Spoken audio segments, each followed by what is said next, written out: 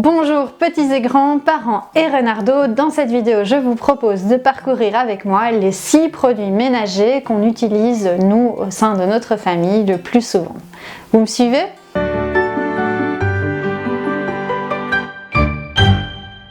Quand on est une famille zéro déchet, on a tendance à aussi faire un bon ménage au niveau de ces produits ménagers. Et nous, dans notre famille, c'est ce qu'on a fait depuis déjà pas mal de temps. Je vous propose de vous donner les 6 produits ménagers que j'utilise le plus souvent à la maison. Et donc, voici le premier produit ménager. Ce qu'on utilise vraiment au quotidien à la maison, c'est le vinaigre blanc. Le vinaigre blanc, c'est vraiment quelque chose que vous allez pouvoir utiliser pour toutes sortes de choses. C'est un excellent anti-calcaire, il a des propriétés désinfectantes et donc il est vraiment utile pour pas mal de choses. Chez nous, on l'utilise comme ça, sans odeur, donc juste cette odeur de vinaigre finalement.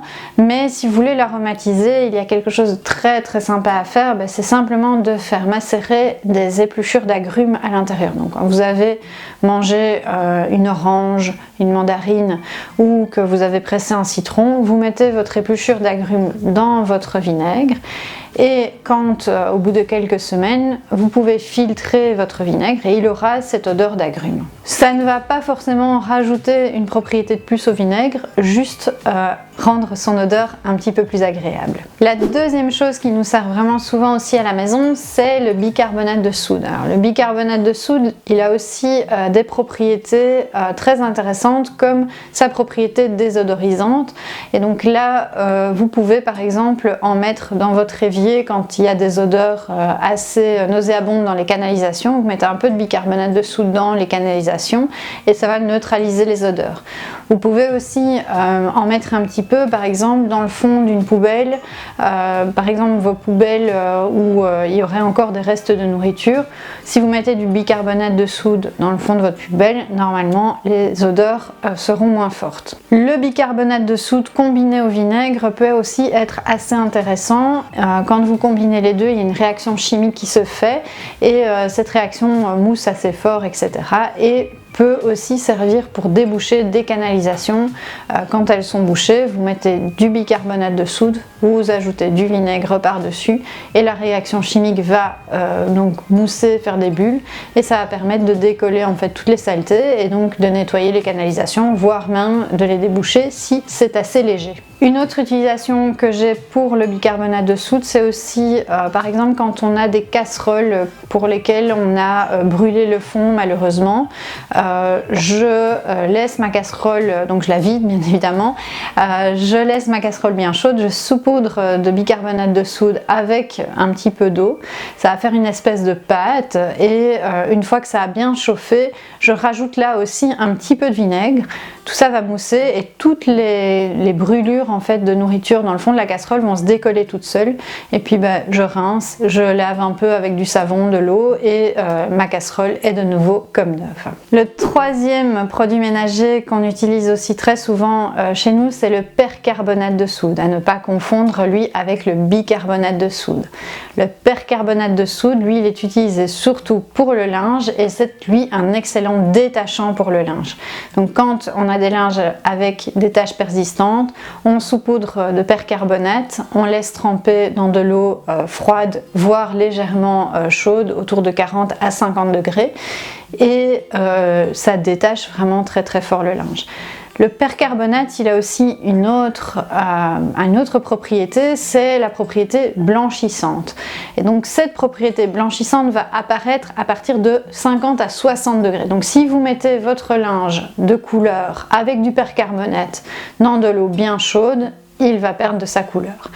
Par contre, si vous avez des draps, du linge blanc que vous voulez reblanchir, là c'est parfait. Vous mettez vraiment à chaud avec du percarbonate, vous laissez tremper quelques heures et votre linge va être reblanchi. La quatrième chose qu'on utilise beaucoup, c'est le savon de Marseille. Le savon de Marseille, il va aussi pouvoir être utilisé pour plein de fonctions différentes et donc par exemple vous allez pouvoir l'utiliser comme pain de vaisselle. Donc vous le mettez sur votre bloc de savon de Marseille, vous le mettez sur le bord de votre évier, vous frottez votre éponge, votre loofah, votre brosse de vaisselle sur le savon de Marseille et vous pouvez faire la vaisselle avec. Vous allez bien évidemment pouvoir vous laver les mains, donc ça peut servir par exemple de savonnette, de savon qu'on va garder à côté d'un évier pour pouvoir se laver les mains.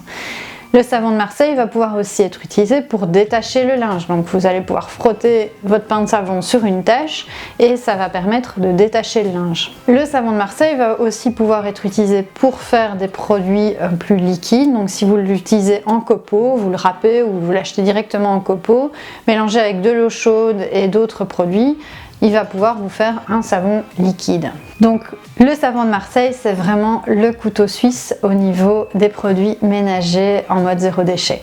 Le cinquième produit qu'on utilise beaucoup, c'est la terre de sommière. Là aussi, vous allez pouvoir mettre la terre de sommière sur la tâche avec un peu d'eau, laisser agir, rincer et normalement les taches peuvent disparaître avec la terre de sommière. Et enfin, le sixième produit qu'on utilise vraiment beaucoup à la maison, c'est le savon de Panama.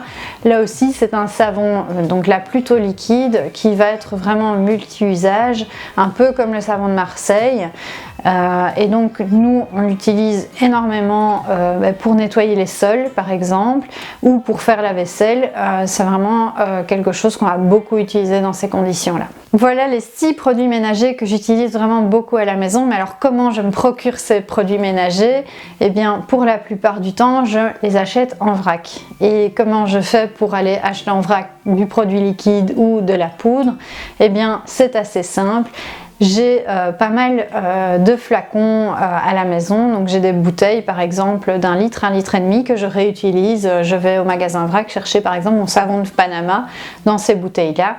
Les bocaux me servent à aller acheter les trucs plutôt en poudre, donc comme le bicarbonate, le percarbonate ou la terre de sommière. Je voulais continuer cette petite vidéo en vous donnant 2-3 petites astuces également quand on décide de faire ses produits ménagers soi-même.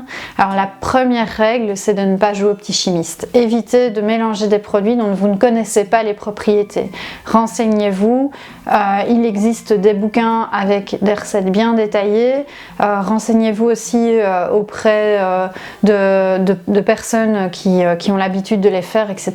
Mais surtout ne jouez pas au petit chimiste. Si vous avez envie de faire un détachant ultra puissant parce qu'une tâche ne part pas, ne mélangez surtout pas les produits sans connaître réellement les interactions entre chaque produit. Donc ça c'est vraiment quelque chose à faire très attention. N'hésitez pas non plus, ça a l'air idiot, mais à nettoyer vraiment régulièrement les choses qui salissent vite pour éviter que les taches s'incrustent tout simplement et d'avoir plus difficile à les enlever par la suite. Je pense au tac de cuisson, chez nous c'est un peu ma bête noire.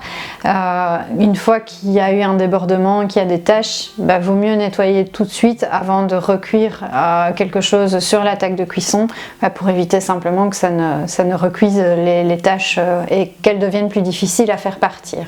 Concernant tout ce qui est éponge, lavette et autres torchons qu'on pourrait utiliser, n'hésitez pas à utiliser aussi des choses qui peuvent se recycler. Nous on utilise beaucoup la loofah à la maison pour faire la vaisselle, pour nettoyer les plans de travail, etc. On a remplacé complètement les éponges industrielles par de la loofah. On avait testé aussi les fameux tawashi, mais on n'était pas très fan du tawashi, donc on a abandonné, mais n'hésitez pas non plus à tester de votre côté. Alors pour tout ce qui est lavette, torchon, essuie, etc., là vous pouvez aussi tout à fait soit les fabriquer vous-même avec des vieux vêtements, des vieux draps, des choses qui traînent dans les armoires, soit utiliser ce que vous avez à la maison. Par exemple, nous on a des essuie-tout lavables qu'on va utiliser pour nettoyer les plans de travail, pour sécher les plans de travail après de passer avec notre loofah. Les essuie-vaisselle nous servent aussi pas mal pour essuyer autre chose que la vaisselle. Finalement, on utilise ce genre d'essuie dans la cuisine comme essuie-main, pour les plans de travail aussi, pour les fruits. On a vraiment quotidiennement 2 ou 3 essuies de vaisselle qui sont utilisés dans la cuisine pour différents usages finalement. Et donc voilà pour mes trucs et astuces et mon expérience au niveau des produits d'entretien en mode zéro déchet. N'hésitez pas à nous dire en commentaire commentaire ce que vous utilisez comme produit. Je serais vraiment curieuse de savoir si on a les mêmes habitudes. N'hésitez pas non plus à nous suivre sur les réseaux sociaux. Abonnez-vous à la chaîne YouTube. Nous faisons des vidéos tous les vendredis. Et moi je vous dis à bientôt dans une nouvelle vidéo.